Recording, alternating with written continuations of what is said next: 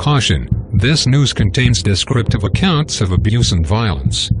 If you are especially sensitive to this material, it might be advisable not to go any further. On February 29, 2000, John Price took out a restraining order against his girlfriend, Katherine Knight. Later that day, he told his co-workers she had stabbed him and that if he were ever to go missing, it was because Knight had killed him. The next day, Price didn't show up for work. A co-worker was sent to check on him. They found a bloody handprint by the front door, and they immediately contacted the police. The local police force was not prepared for the chilling scene they were about to encounter. Price's body was found in a chair, legs crossed, with a bottle of lemonade under his arm. He'd been decapitated and skinned. The skin suit was hanging from a meat hook in the living room, and his head was found in the kitchen, in a pot of vegetables that was still warm. There were 2 plates on the dining table. Each had the name of one of Price's children on it. She was attempting to serve his body parts to his children. Man-Eater is a dramatic and gripping account of the first woman in Australia to be given a life sentence without parole and a special addendum never to be released. Katherine Knight killed her boyfriend, then served his remains to his children. In February 2000, Katherine Knight stabbed John Charles Thomas Price to death and cooked his remains, then served them to his 2 children. Most lovers' quarrels eventually end with a simple apology. But for Katherine Knight, murder and mutilation were the end result. Not only did this Australian abattoir worker stab her lover John Charles Thomas Price with a butcher knife at least 37 times on February 29, 2000, but she then chopped him up, cooked him, and prepared to serve him to his own children. But long before this grisly killing, the disturbing story of Katherine Mary Knight was marked by violence and sexual abuse that hinted at the bloodshed to come. Katherine Knight's brutal childhood. Born on October 24, 1955, in Tenterfield, Australia, Katherine Mary Knight was the product of a scandalous affair between her mother, Barbara Ruffin, and her father, Ken Knight. Ruffin was not only already a mother of 4 boys with another man, but she even met Knight through her husband. When their secret rendezvous came to light, it rocked their small conservative town. Following this tumultuous start, Knight's chaotic childhood didn't get much better from there. Her father was a violent alcoholic who raped her mother multiple times a day. Knight herself claims that she was sexually assaulted by several family members until the age of 11. In school, Knight was known as a bully who terrorized smaller children. Without ever learning how to read or write, she quit at the age of 15 to work at a clothing factory. A year later, she landed her dream job at a slaughterhouse cutting out the internal organs of animals.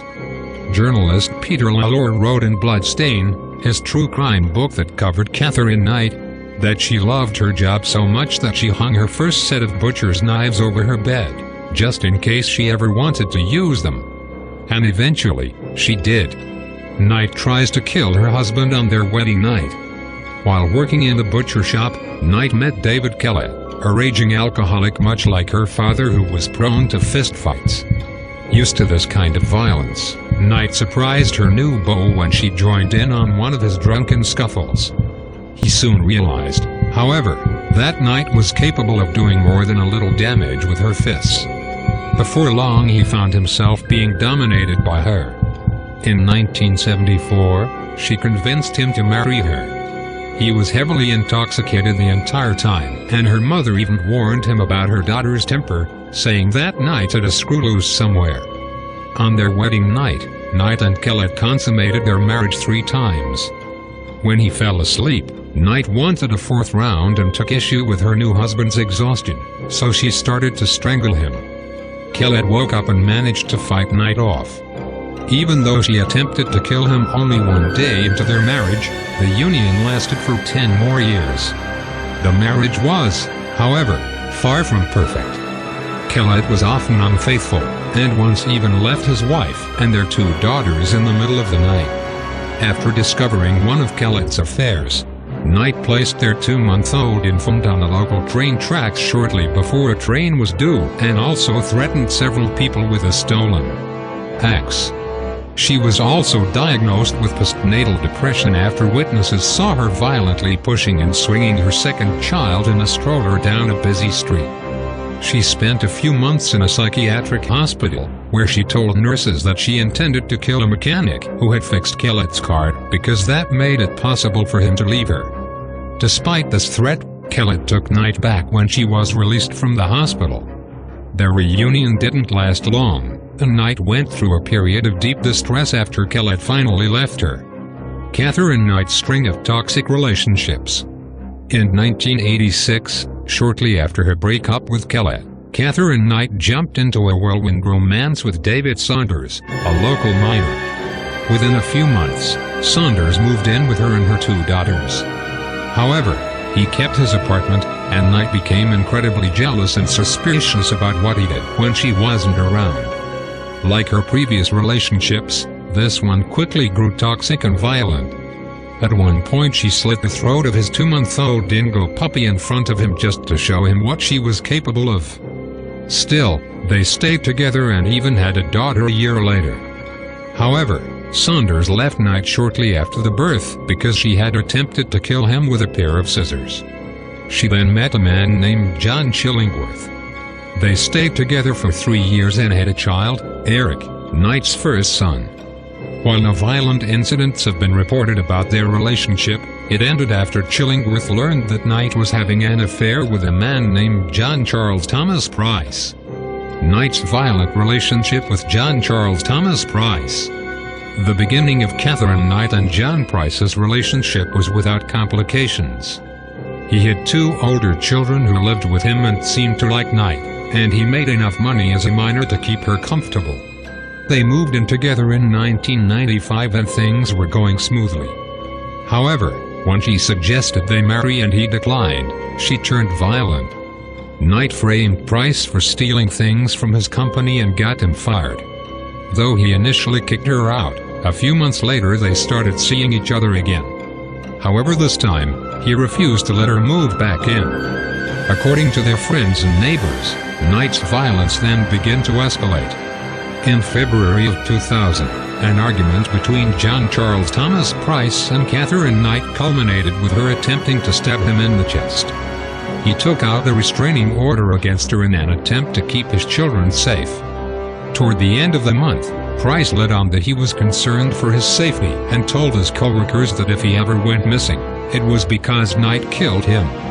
He was right to be afraid. Murder, mutilation, and a macabre dinner menu.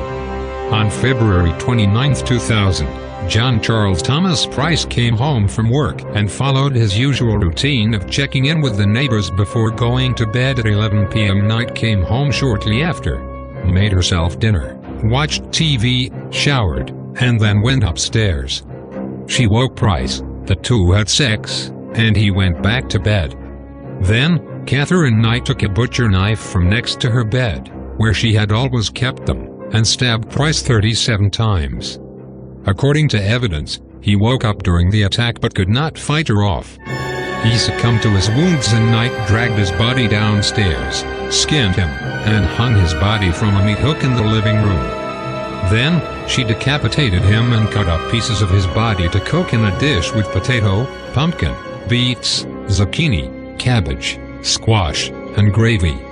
She then made a dish for herself, though the half-discarded contents later found at the crime scene suggest that she couldn't finish her meal. She then lay down next to the headless, mutilated corpse of Price, took a large number of pills, and passed out. Price's co-workers heeded his warning the next morning and called the police after he didn't show up for his shift. The police arrived to find Katherine Knight's gruesome crime scene and immediately detained the comatose Knight. Once she woke up, she claimed to have no memory of the night before. In the kitchen, police found Price's head, boiling in a pot of vegetables on the stove. On the table, they found 2 full plates, each labeled with a name. In horror, the police realized that Knight had planned to serve John Price's body parts to his children. Trial and sentencing. Despite intensive questioning, Katherine Knight denied having any recollection of what happened that night after she arrived at the house and had sex with her lover. having recovered from her alleged suicide attempt. A week later, on March 6, 2000, Katherine Knight was charged with John Price's murder at a special bedside sitting in the Maitland District Hospital's psychiatric wing. In a bizarre twist, it was discovered that after she had allegedly murdered her lover, Katherine had gone into Aberdeen and withdrawn $1,000 from John Price's bank account from an automatic teller machine. At her trial in October 2001, Katherine Knight saved John Price's distraught family from the ordeal of having to hear all of the evidence by pleading guilty. According to court-appointed psychiatrists, she was perfectly sane when she committed the crimes. On November 8, Justice Barry O'Keefe sentenced Katherine Mary Knight to life imprisonment without the possibility of parole. The judge said that her papers were to be marked never to be released. She has since appealed the severity of the sentence. It is open to debate as to whether or not Kath Knight ate parts of her lover after she cooked his head and sliced from his buttocks.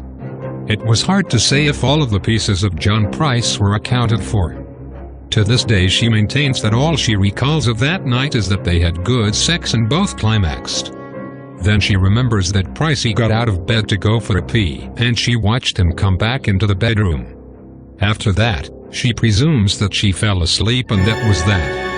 The general consensus of opinion, and in this case, everyone seems to have one, is that she ate part of John Price and found what she did so abhorrent that she chose to block it out of her mind. In Malawi Women's Correctional Center, Katherine Knight works as a cleaner in the governor's office. Although she is a good cook, it is highly unlikely she will ever get a job in the kitchen. Katherine Knight, never to be released. Despite her claims that she had no recollection of the night John Charles Thomas Price died, Katherine Knight was quickly charged with his murder. In October of 2001, her trial commenced, but it didn't get very far. For reasons that remain unclear, Knight changed her plea to guilty, and the judge adjourned the case without testimony. She was escorted to prison that day, and the judge ordered that her papers be marked never to be released. For the first time in history, a woman in Australia was given a life sentence without parole.